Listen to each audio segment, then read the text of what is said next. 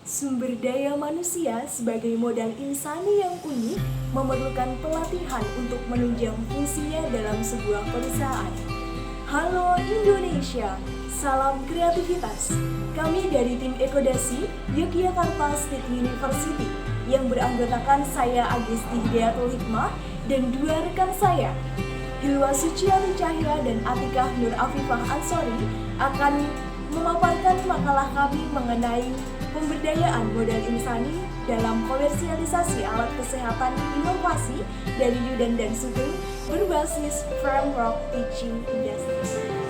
Studi kasus dalam KBMK bidang manajemen modal insani tahun 2021 adalah mengenai idealisme Yudan dan Sugeng yang ingin menciptakan perusahaan alat kesehatan berbasis komersialisasi teknologi kampus dengan framework teaching industry, namun masih berusaha untuk menemukan perancangan desain organisasi dan modal insani yang efektif dan efisien. Diharapkan dengan terciptanya perusahaan tersebut, maka Indonesia tidak lagi bergantung pada alat kesehatan impor, namun dapat menciptakan alat kesehatannya sendiri. Universitas Indonesia sebagai perguruan tinggi negeri Badan Hukum atau PTNBH berwenang untuk menciptakan perusahaan sendiri dengan pendanaan mandiri sesuai dengan Undang-Undang Nomor 12 Tahun 2012 Pasal 65 Ayat 3. Dengan demikian, tim kami menyusun sebuah perancangan perseroan terbatas atau PT di bawah naungan Universitas Indonesia dengan perancangan organisasi dan modal insani sebagai berikut, terjelaskan dalam video ini. Pada perusahaan ini, kami menggunakan metode The STAR model yang dapat dijadikan acuan efektif dan juga efisien. Menurut Galbraith pada tahun 2007, STAR model memiliki premis dasar yang sederhana namun kuat, yakni strategi yang berbeda dengan mensyaratkan eksekusi organisasi yang berbeda pula. Dalam STAR model, kebijakan organisasi terbagi menjadi 5 kategori, yaitu strategi, structure, proses, reward, dan people. Yang pertama adalah strategi, yang merupakan formula perusahaan untuk menang. Strategi menentukan tujuan dan sasaran yang ingin dicapai. Yang kedua adalah struktur, yang dapat menentukan penempatan kekuasaan dan otoritas dalam suatu organisasi. Yang ketiga adalah proses, yang merupakan informasi dan keputusan melintasi tahap-tahap organisasi dari awal hingga akhir. Yang keempat adalah rewards atau penghargaan, yang memiliki tujuan untuk meningkatkan produktivitas dari karyawan. Contohnya seperti gaji, promosi, bonus, bagi hasil, saham, dan lainnya. Kelima adalah people atau orang, sebagai area yang mengatur kebijakan sumber daya manusia dalam perekrutan, seleksi, rotasi, pelatihan, dan pengembangan. Bagian pertama dari STAR model adalah strategi, yang terdiri dari visi dan misi perusahaan serta metode bisnis landscape. Adapun visi dari perusahaan ini adalah menjadi perusahaan karya anak bangsa yang menyediakan alat kesehatan dengan kualitas dan daya saing yang tinggi dan mampu meningkatkan pembangunan kesehatan di Indonesia. Sedangkan misi perusahaan terdiri dari 6 diantaranya, yaitu yang pertama, membantu memenuhi kebutuhan alat kesehatan di berbagai wilayah di Indonesia. Kedua, memberikan layanan yang prima, andal, profesional bagi masyarakat umum dan seluruh pihak yang berhubungan dengan perusahaan.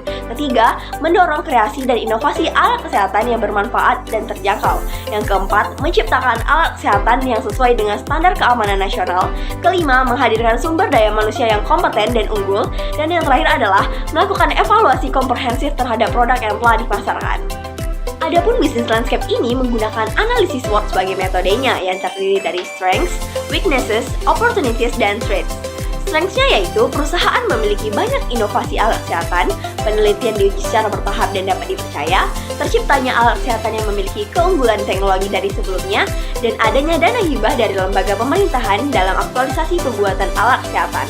Weakness-nya yaitu pembuatan alat kesehatan dalam jumlah sedikit dan masih memerlukan pengembangan lebih lanjut, dan penelitian membutuhkan waktu cukup lama untuk menciptakan alat kesehatan yang baru. Opportunities-nya yaitu adanya rumah sakit yang membutuhkan alat kesehatan dalam melangsungkan kegiatan-kegiatannya, perusahaan distributor alat kesehatan yang mencari industri utama sebagai pemasoknya, dan inovasi dari alat kesehatan yang berguna berdasarkan analisis kebutuhan masyarakat. Threats-nya yaitu adanya tiruan alat kesehatan tertentu dari kompetitor dan kurangnya dalam mendapatkan validasi masyarakat karena perusahaan masih baru berdiri. Struktur perusahaan bersifat fungsional. Bentuk ini dipilih karena setiap bagian dalam perusahaan disusun berdasarkan sifat dan fungsi pekerjaan, sehingga setiap bagian hanya mengerjakan pekerjaan sesuai dengan spesialisasinya. Perusahaan dipimpin oleh direktur yang membawahi 2 divisi, yaitu divisi produksi dan rantai pasok dan divisi keuangan dan sumber daya manusia.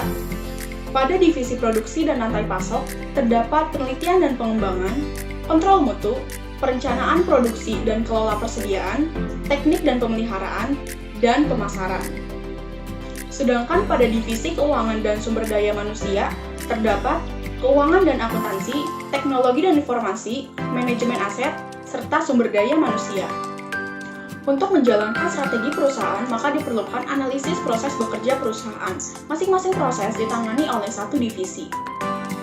Proses dalam perusahaan memungkinkan pengurangan lapisan pengambilan keputusan dalam organisasi kerja. Setiap divisi terdiri dari berbagai ahli dan anggota tim yang memantau kinerja semua anggota kelompok, sehingga proses pengambilan keputusan tidak memakan waktu yang lama. Proses-proses dalam perusahaan dikelola oleh masing-masing bagian, yaitu melakukan pengembangan sumber daya manusia oleh bagian sumber daya manusia, melakukan riset dan inovasi produk oleh bagian penelitian dan pengembangan produk, melakukan perencanaan produksi oleh bagian perencanaan produksi dan kelola persediaan, melakukan proses produksi oleh perusahaan manufaktur mitra, melakukan penilaian mutu produk oleh bagian kontrol mutu, membuat surat izin edar produk oleh bagian keuangan dan akuntansi, melakukan distribusi produk oleh bagian pemasaran, serta melakukan kontrol dan keluhan produk oleh bagian teknik dan pemeliharaan. Reward adalah penghargaan atau apresiasi yang diberikan kepada karyawan untuk memotivasi agar produktivitasnya semakin tinggi. Reward khusus yang berlaku pada perusahaan rintisan ini adalah insentif berupa uang yang nantinya akan dikonversikan ke dalam saham kepemilikan perusahaan. Bagi karyawan atau sumber daya manusia yang memenuhi kualifikasi sebagai karyawan berprestasi akan mendapatkan 0,5% saham perusahaan setiap tahunnya. Kemudian bagian star model yang terakhir yaitu people yang terdiri dari rekrutmen, seleksi, pelatihan, dan pengembangan. Yang pertama adalah rekrutmen yang berisi kriteria umum sebagai syarat, yaitu pelamar merupakan sarjana dan diploma, dan mahasiswa yang memiliki pengalaman melakukan penelitian khususnya di bidang kesehatan, produksi, dan pemasaran. Selanjutnya bidang-bidang yang dibutuhkan di perusahaan tersebut diantaranya sekretaris, produksi dan rantai pasok, keuangan, dan SDM. Yang kedua, seleksi yang terdiri dari 4 proses seleksi yaitu yang pertama, seleksi berkas pendaftaran berupa pengumpulan CV. Yang kedua, seleksi tertulis yaitu berupa tes kemampuan akademik, psikotes, logika, dan juga penalaran. Yang ketiga adalah seleksi wawancara berupa pendemonstrasian terhadap formulir pendaftaran yang telah diisi. Dan yang keempat adalah seleksi praktikum berupa kegiatan magang penelitian, proses produksi, dan juga training. Selanjutnya yang ketiga adalah pelatihan berupa sosialisasi kerja per bidang dan juga workshop mengenai penelitian dan wirausaha. Dan yang terakhir dari people ialah pengembangan yang terdiri dari kegiatan magang sesuai bidang yang dipilih dan juga FGD atau forum group discussion sebagai bentuk diskusi dan penilaian bagi calon karyawan. Desain organisasi perusahaan alat kesehatan berbasis framework teaching industry disusun berdasarkan The STAR Model dengan 5 aspek yang dipertimbangkan yaitu strategi, structure, process, reward, dan people.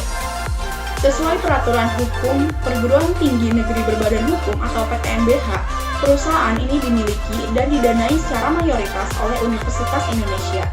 Pemetaan bisnis landscape dan penyusunan desain organisasi dapat menjadi langkah awal sebelum didirikannya perusahaan alat kesehatan berbasis framework teaching industry ini. Demikian pemaparan makalah dari tim kami. Mohon maaf apabila terdapat kekurangan maupun kesalahan. Terima kasih.